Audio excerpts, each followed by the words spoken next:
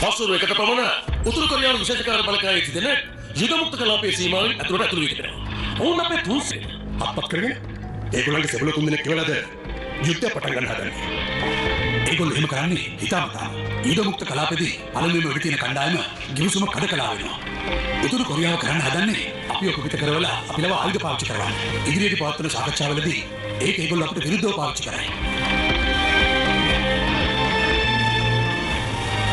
එහෙනම් දැන් අපි මොනවද කරන්න ඕනේ? ඒගොල්ලන්ගේ උපාය කොහොමද සාර්ථක වෙන්නේ ඉතින් කියන්න බෑ. ඒගොල්ලන්ගේ අත්දැකීම් ඉන්න අපේ සෙබළු දෙන්නවා බේර ගන්න ඕනේ. ඒගොල්ලන්ගේ වැඩේ අපි නවත්තන්න ඕනේ. විශේෂ බලකාය කණ්ඩායම දැනටමත් අපි පිටත් කරලා තියෙන්නේ.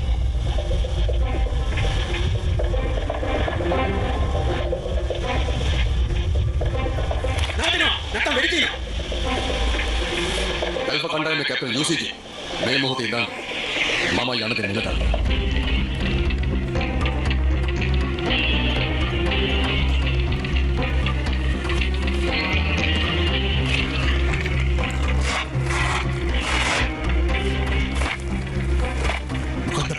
මේක විදමුක්ත කලාපයක්. කතා කරලා විසඳ ගන්න ඕනේ.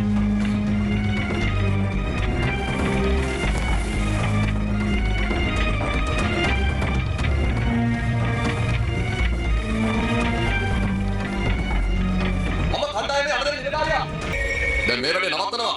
ආයෙත් යන්න පුළුවන්. හිතන්න එපා යාළුවා මේක ලේසියෙන් අතාරින් කියලා. එතකොට බිග් බොස් කතා කරන්නේ. අපි එතකොට එන්න හදන්නේ. Diko warta කරනවා. අපිට දාන්න ලැබෙන්නේ පවතිනවා. දැන් දෙනවා.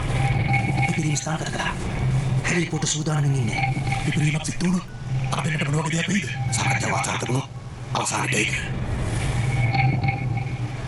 යන්න පාරක් කියන්න. මේ කතාවට දාලා ගියොත් හොඳයි.